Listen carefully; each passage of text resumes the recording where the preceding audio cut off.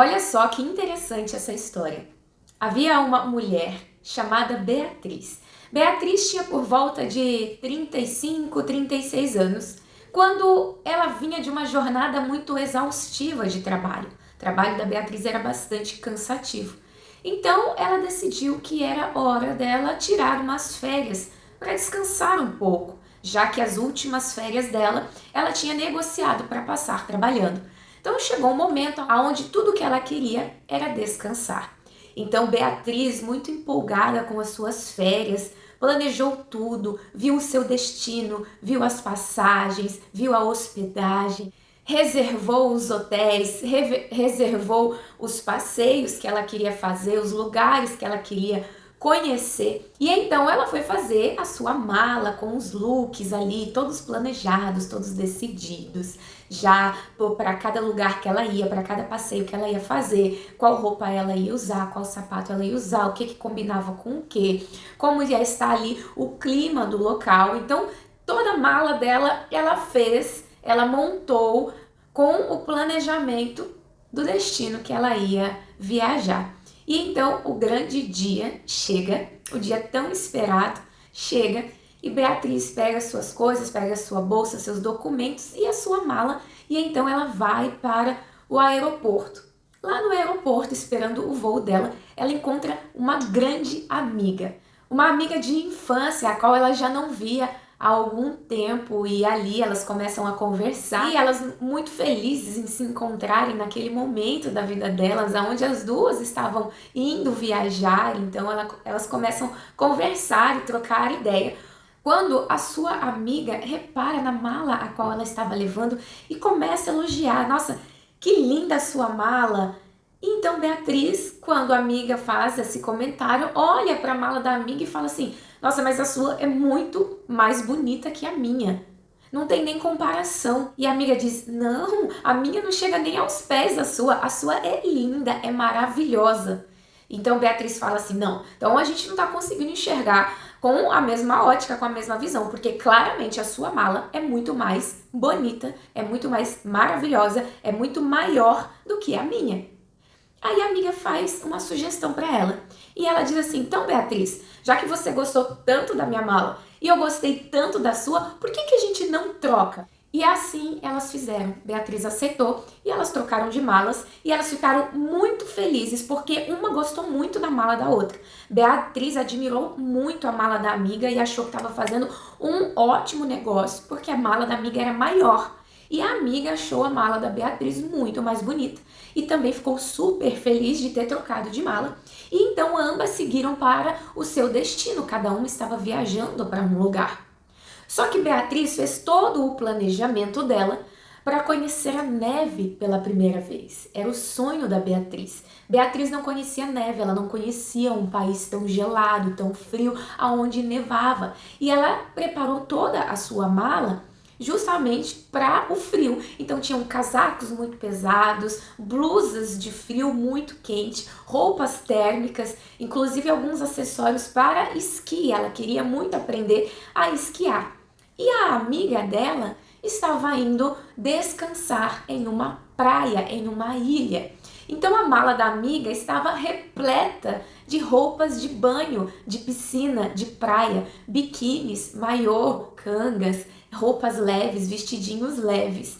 Só que elas só foram perceber isso quando ambas chegaram nos seus destinos. Quando Beatriz foi abrir aquela mala linda que ela tinha achado super bonita, ela falou: meu Deus, o que eu fui fazer da minha vida quando eu decidi trocar essa mala com a minha amiga? Só tinha biquíni, só tinha maiô, só tinha canga, só tinha vestidinho leve e ela estava na onde? No meio de uma nevasca. Estava muito frio, temperatura abaixo de zero e ela só tinha roupa de calor.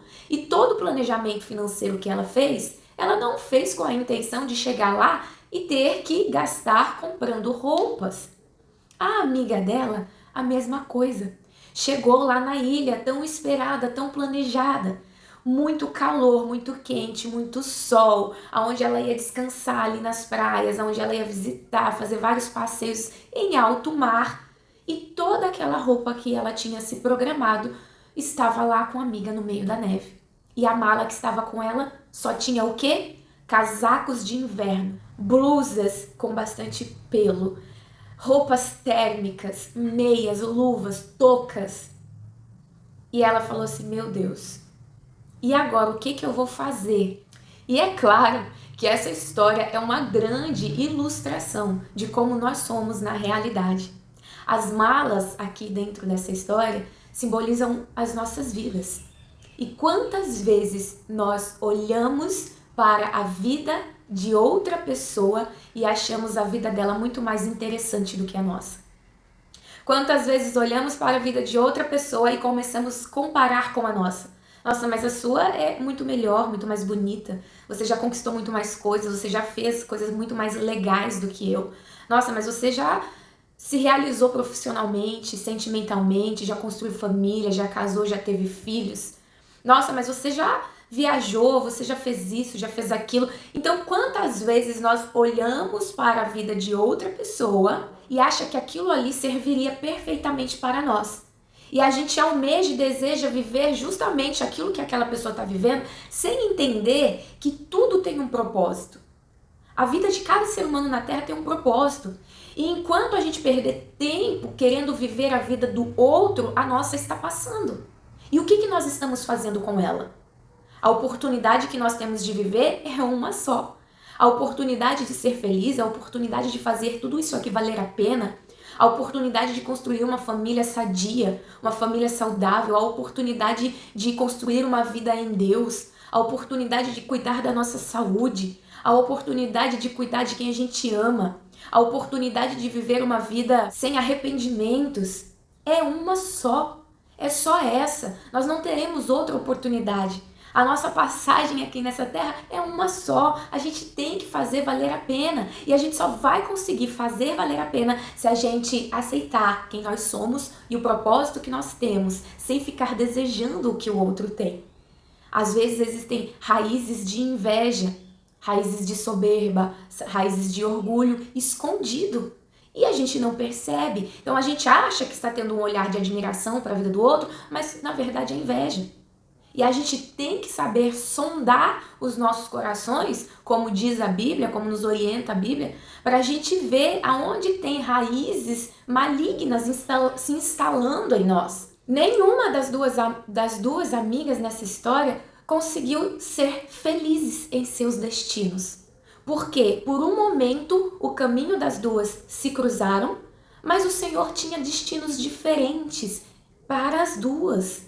Então não adianta você querer que a vida de outra pessoa caiba dentro da sua, porque são destinos diferentes, são propósitos diferentes. E o quanto antes você entender e você saber qual é o seu propósito, qual é o propósito da sua vida, mais cedo você vai conseguir realizá-lo, mais cedo você vai conseguir viver uma vida plena, mais cedo você vai conseguir ser grato por tudo que você tem, sem ficar desejando o que o outro tem.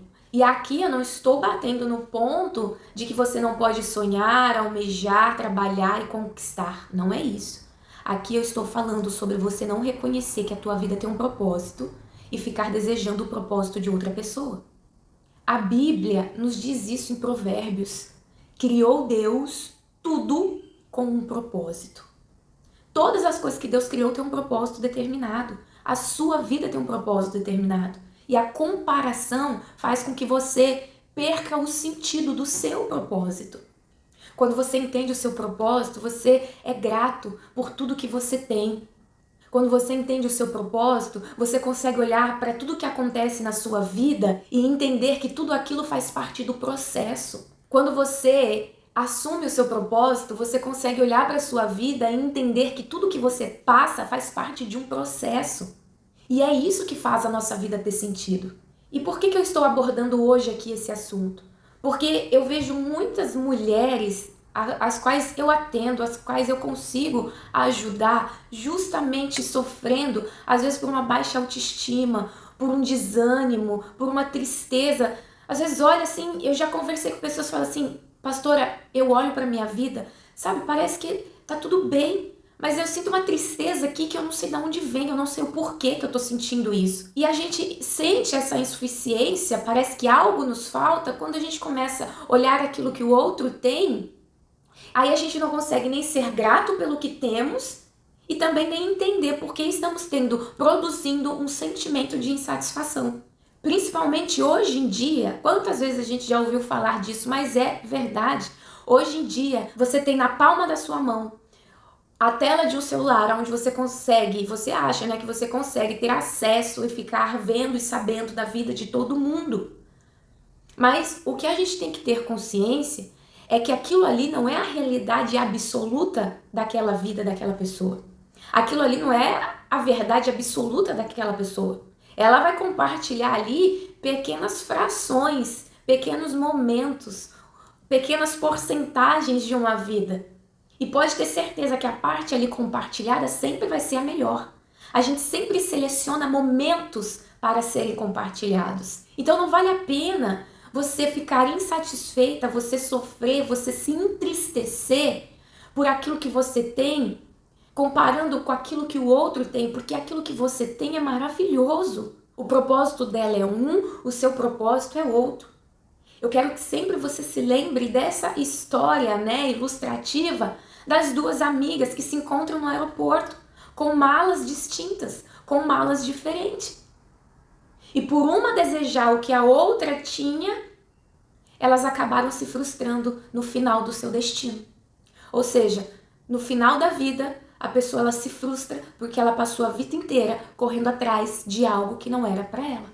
E muitas vezes, com muita persistência, tem pessoas que até alcançam, mas não sente a satisfação, não sente a plenitude. Por quê? Porque correu atrás de algo que não era para a vida dela. Então é importante a gente ter esse entendimento para que a gente não viva frustrada com aquilo que a gente já tem. Sabe, eu já fui com um grupo de amigos evangelizar na porta de cemitério, né? Antigamente, quando o evangelismo não era aqui virtualmente, né? Não era por meios digitais, nós evangelizávamos na rua. Quem aqui está me acompanhando e é dessa época do evangelismo na rua? Né, que a gente ia com os papeizinhos, com os panfletinhos, evangelizava, falava de Jesus de porta em porta, não era de pessoa em pessoa, nas praças. Então uma vez eu fui com um grupo de amigos, era um dia de finados, e a gente foi para a porta do cemitério fazer esse evangelismo, porque é um dia ali que muitas pessoas estão vivendo um dia de tristeza, de luto, então a gente ia para falar desse consolo que tem através do Espírito Santo. E você sabe o que é mais triste? Que ouvindo ali as histórias, né, quando a gente parava para conversar com alguém, a pessoa dava essa atenção, é que muitas pessoas ali, né, na verdade a maioria das pessoas que iam até ali o cemitério, até visitar um túmulo ali no dia de finados, não era nem por conta da saudade, mas era por conta de arrependimentos que carregava, remorsos que carregava. Deveria ter falado que amava. Eu deveria ter dado o último abraço. Eu deveria ter visitado pela última vez. Eu deveria ter dado um beijo. Eu deveria ter falado para ela tudo que eu sentia. Eu deveria ter pedido perdão enquanto eu tive tempo. Isso aqui é uma parte das frases que a gente mais ouvia. Então, qual o sentido de chegar no final da vida e tudo que você correu atrás, tudo que você quis, tudo que você almejou, não era realmente aquilo que cabia dentro do seu propósito, dentro da sua vida. E não que seja ruim, às vezes é até algo bom, mas não é para você.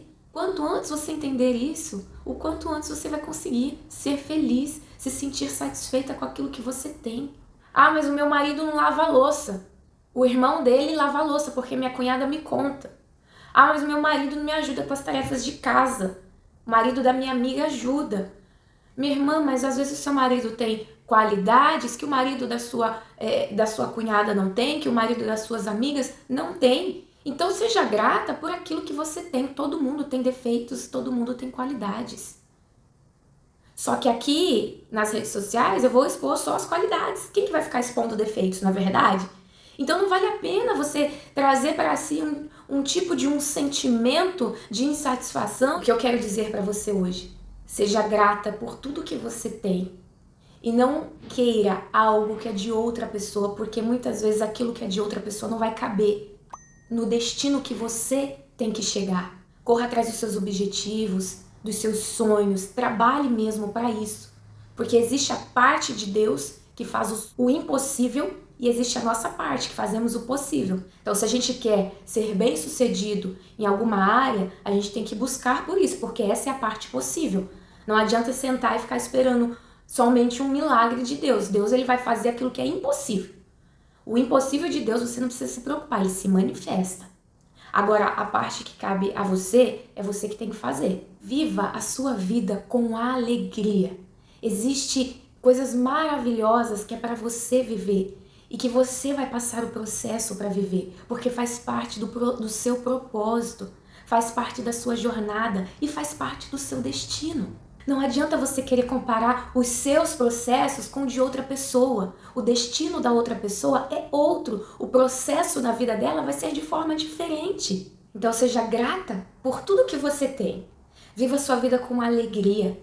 Entenda os processos que são necessários para você chegar no seu destino.